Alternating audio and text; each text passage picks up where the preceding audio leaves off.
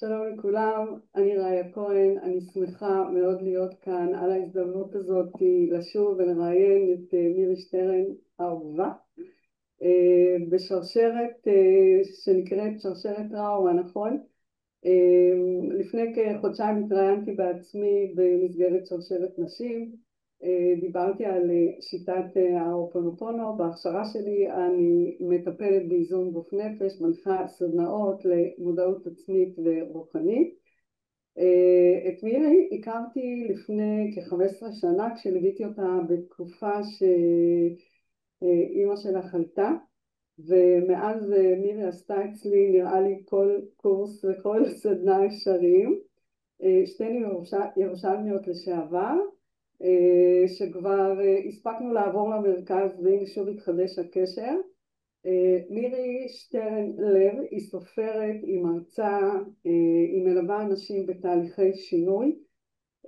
היא אומרת על עצמה שהיא אישה של אנשים, ואני אוסיף שהיא גם אישה של מילים, ויש לה סיפור אישי שהיא חוותה, עברה, טראומטי, ובעקבות זה היא כתבה ספר, והיא רוצה דרך הספר הזה וגם דרך המפגש הזה להעביר את המסר של הקשבה וריפוי מטראומה למצב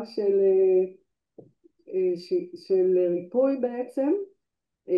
אז מירי, בבקשה, רשות הדיבור אלייך להציג את עצמך ואת מה שיש לך לומר פה, ואני בטוחה שיהיה מרתק ומעניין. אז בבקשה, תודה על הזכות. אז תודה רבה לך על הזכות ותודה רבה על הפלטפורמה הנפלאה הזאת, על היוזמה הזאת. זה מיזם בעיניי מאוד מאוד חשוב. אז אני מירי שטרן לב, כמו שאמרתי, ירושלמית שהיום מתגוררת בתל אביב כבר מזה 5 שנים.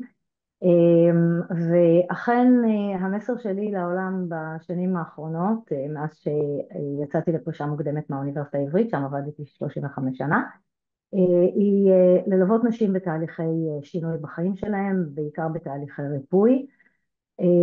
הסיפור האישי שלי הוא סיפור שמעיד שהקשבה, שאחווה נשית, של יד מושטת, הם התחלה של ריפוי.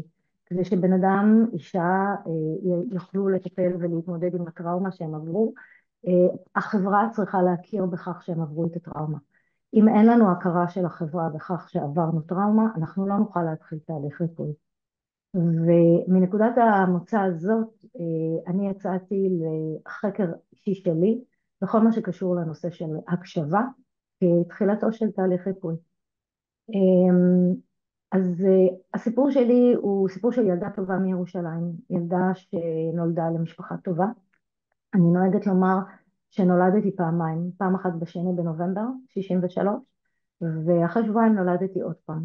אם בפעם הראשונה היו לי אמא ואבא, הפעם נולדתי להרבה אמהות והרבה אבות.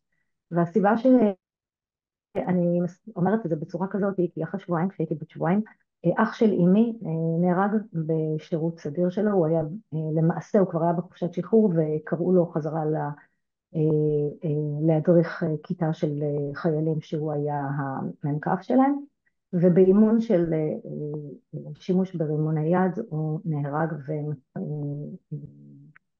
שהוא בן 19 וחצי.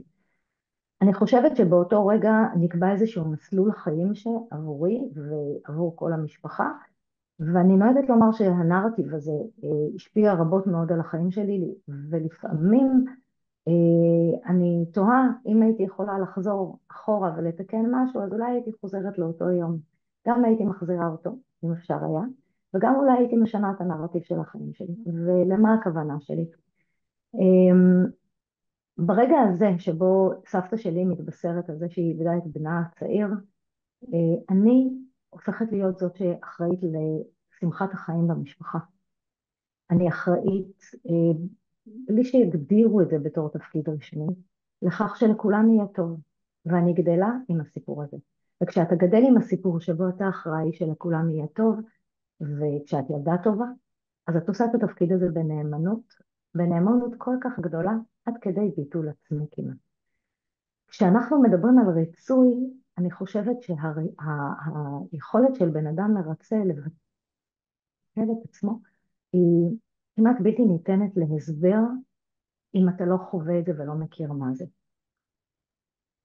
ככה אני גדלה בעצם עד גיל 17 וחצי, ובגיל 17 וחצי אני מכירה מישהו, בחור חייל מאוד נחמד, ואני בטוחה שאני הולכת לקראת האהבה הגדולה של חיי של הקיץ הזה. זה נגמר בצורה פחות טובה ממה שזה מתחיל, כי זה נגמר באונס.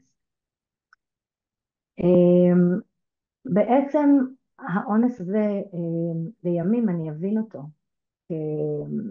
בעל משמעות מאוד גדולה עבורי, במקום של מה הערך ומה אני רוצה להביא לעולם. כשאני מחליטה באותו יום לנסוע עם אותו בחור לתל אביב,